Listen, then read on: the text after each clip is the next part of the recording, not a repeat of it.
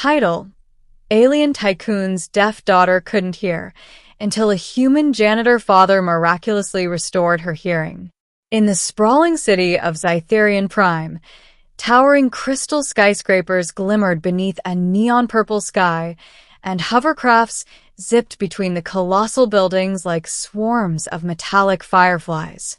The city was a hub of alien commerce, innovation, and wealth, dominated by interstellar magnates and corporate dynasties. Among these influential figures was Zarvok Thal, an alien tycoon whose empire spanned several star systems. Yet despite all his power and riches, Zarvok faced a challenge money could not buy. His 8-year-old daughter, Lyra, was born deaf. Lyra's inability to hear had made her a recluse, even within her luxurious crystal palace. The most advanced alien auditory devices, translators, and sound-amplifying machines failed to produce lasting results. Zarvok spared no expense, employing the galaxy's best scientists, audiologists, and bioengineers, but nothing seemed to reach her. The child lived in a world of silence, observing conversations and mimicking gestures, her amber eyes reflecting frustration and longing. While Zarvok was ruthless in business, he was tender with Lyra, often sneaking into her room to read stories via holographic gestures and vibrations.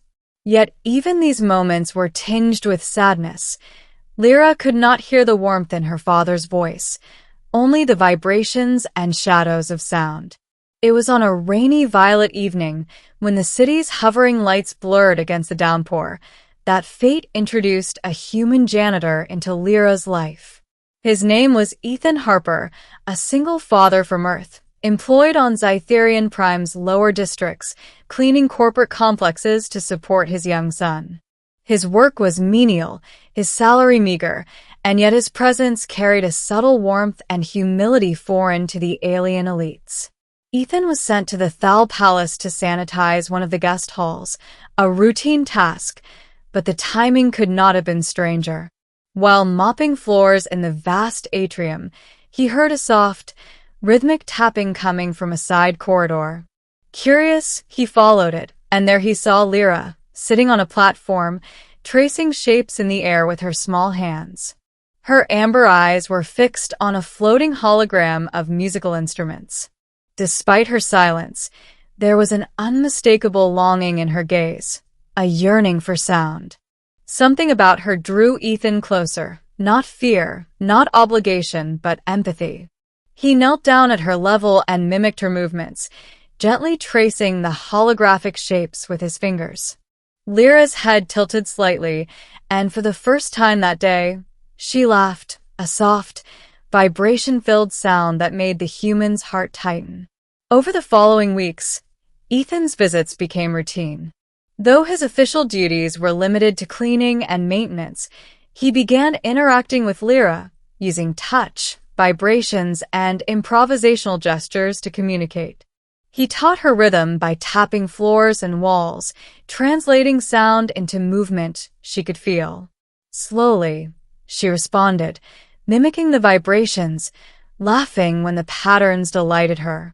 One evening, after months of quiet bonding, Ethan decided to try something bold. He had observed Lyra tracing the outline of her ears repeatedly, as though questioning the invisible barrier that prevented her from hearing. Guided by intuition and a fatherly instinct, he extended his hand and gently touched her ears, feeling the delicate contours beneath the holographic glow. A spark, literal and metaphorical, passed through his fingers. Lyra gasped, a sharp intake of breath vibrating against Ethan's palm. A warmth radiated from her ear canals, spreading through her head. Then, faintly, she heard it, the soft hum of the palace's energy shields, the drip of water from the artificial fountains, and the rhythmic tapping Ethan had been using to teach her rhythm. I can hear, Lyra whispered, her voice trembling. The words were foreign, awkward, yet undeniably there. For the first time, She experienced sound, and tears streamed down her cheeks as laughter and astonishment merged into a single expression of awe. Ethan smiled, holding back his own tears.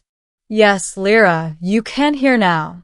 News of Lyra's miraculous awakening spread like wildfire. Zarvok Thal, initially skeptical, rushed to her side, fearing some trick, some illusion. But the moment he heard her voice, the pure, unfiltered tone of his daughter, it broke something inside him. Wealth, power, and ambition paled against the simple miracle of sound.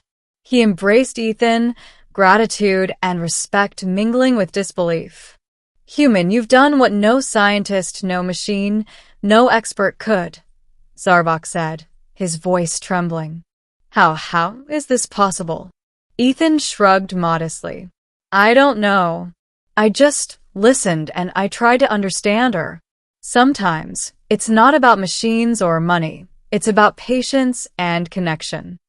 As Lyra's hearing developed, she became an insatiable learner. She explored music, mimicry, and interstellar communication, soaking in sounds, vibrations, and language with an intensity that amazed even her father. Ethan taught her the nuances of rhythm and tone, often composing improvised songs with simple taps, gestures, and human voice. Lyra's laughter, now accompanied by clear speech, became a hallmark of the palace, filling spaces that had once echoed only with silence. But the journey was not without challenges. Some of Zarvok's rivals saw Ethan's influence as a threat, an unknown human meddling in alien aristocracy. They conspired to discredit him, spreading rumors of interference and questioning his loyalty. Yet every test, every intrigue, failed to sever the bond he had forged with Lyra. The girl's happiness, her newfound voice, and the trust she placed in him were unshakable. In a pivotal moment, Lyra entered an interstellar talent demonstration hosted in the capital. Children and young beings from across star systems showcased abilities and achievements, but Lyra's performance was unique.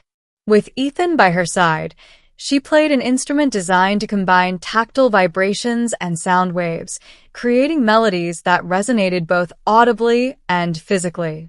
The audience, initially skeptical of the deaf child's capabilities, erupted in astonishment as her music filled the hall. Zarvok watched with pride, tears glinting in his eyes. This human, he whispered to himself, he has given her life, not just hearing. The demonstration solidified Ethan's position within the Thal household, not merely as a janitor, but as a trusted mentor, guardian, and friend. Over time, Zarvok appointed him as a cultural advisor, bridging human intuition and alien technological expertise, particularly in areas related to education and child development. Ethan's approach, patience, empathy, and hands-on learning, revolutionized how alien children with disabilities were taught across multiple star systems. Lyra's bond with Ethan grew deeper than a student-teacher relationship.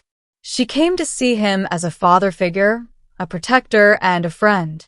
The moments of silence and isolation were replaced with laughter, music, and shared discoveries. Together, they explored not only Zytherian Prime but neighboring planets, each expedition a blend of curiosity, joy, and the quiet magic of sound. Years later, the story of Lyra's awakening became a legend. Humans and aliens alike marveled at the janitor who had bridged species, biology, and emotion to perform what no technology could achieve. It was a testament to human ingenuity, patience, and empathy, proof that